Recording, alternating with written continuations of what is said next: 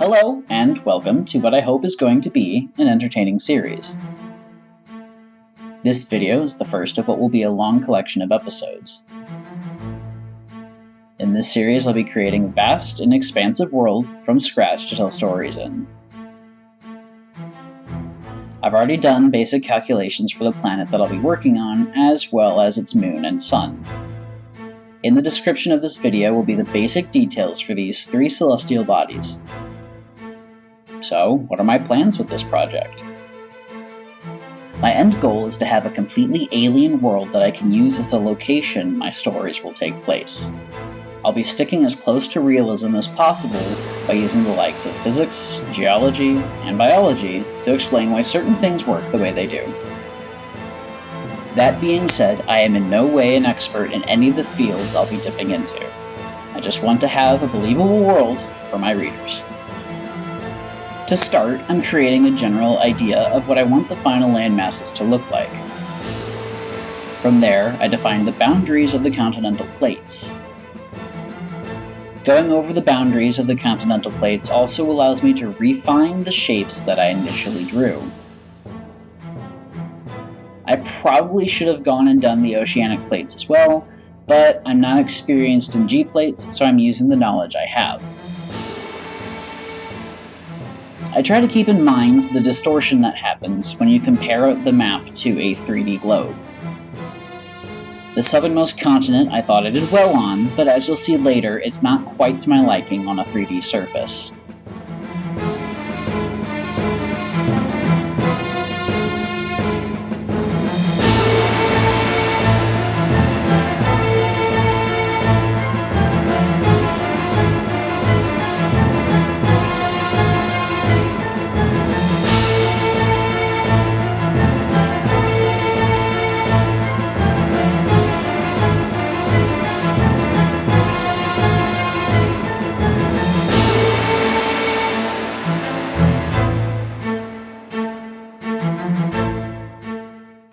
I use purple arrows to indicate which direction the plates are moving in that moment.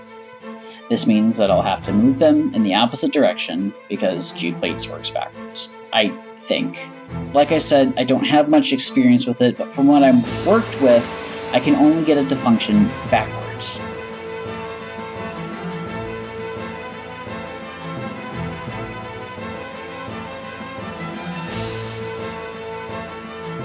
After I get my Continental Drift indicators finished, I make the land green and the oceans blue. This helps me to differentiate between the two when I'm working in G-plates. I probably didn't need to do that, but taking precautionary measures is never a bad thing. I'd rather not have to redo anything I don't have to. Here is the final result. It's very sketchy, which is intentional. I don't want to add refined details for 2 reasons. First, the sea level at a given time will change depending on the temperature of the planet. This means that if the sea levels change, my detailing will be rendered obsolete. Second, it's much faster, and with how much time I've already spent on this project, I'm glad I made at least one thing easier for myself. The next step is importing the raster into G-plates and drawing in the continental plates. I take some time to observe the planet in a 3D space, taking note on things that didn't turn out quite like I thought it would. I was especially disappointed with how the southernmost continent ended up. When I outline the plates, I overlap with the neighboring ones on some of them. I do this in part to make it seem like one contiguous landmass, but also to help me know where mountains reside. I turn the opacity on the plates down so I can more clearly see the overlap. This will come in handy, too, with the Continental Drift simulation. I'll be able to see if there's too much overlap as I'm moving the plates around over time. They divide the land and create varied elevation, which produces unique niches for creatures. Mountains also affect the climate, creating dense rainforests on one side and dry deserts on the other. When I near the end of my journey, I'll also be able to see where mountains used to be and how old they are. This will allow me to accurately portray what a satellite view of the landscape would look like. Eventually, I begin work on the Continental Drift. At this point, I'm still getting the hang of the program, even though this is my third attempt at starting the series. You'll see that by the end of the video, the movement of the continental plates is random and unnatural. This is because I didn't think far enough ahead to know what I wanted the planet to look like in its various eras. I was also unsure of how fast the plates would be moving. Clearly, I overestimated, and the final product is pretty gross.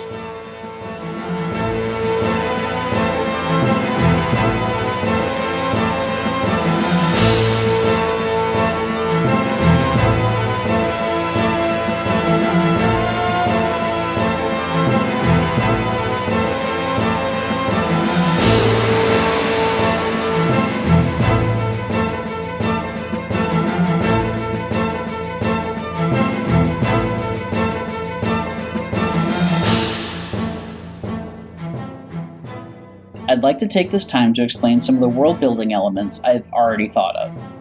I'm using the Dark Crystal, the series in particular, as a reference point for the setting. It's obvious that it takes place on an alien planet, but is treated as more of a fantasy story. I'm going to attempt to amp up the fantasy by introducing a material that I'm going to call mythite. It's a sort of dense material that dissolves in water and provides magical abilities to those who possess it. I'm still working on the details of what its properties are and what all it can do, so it's subject to change as the planet develops.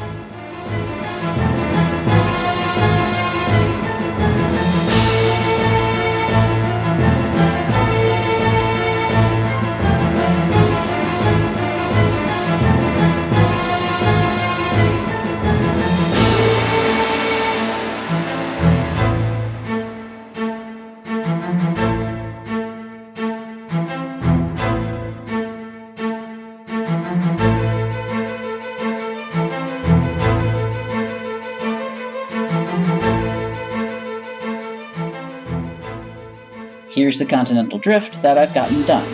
It's very bad, and in the next video, I'll be fixing it up to look much nicer, so stay tuned for that. Thank you so much for watching. Be sure to subscribe and ring the bell for notifications, and have a wonderful day.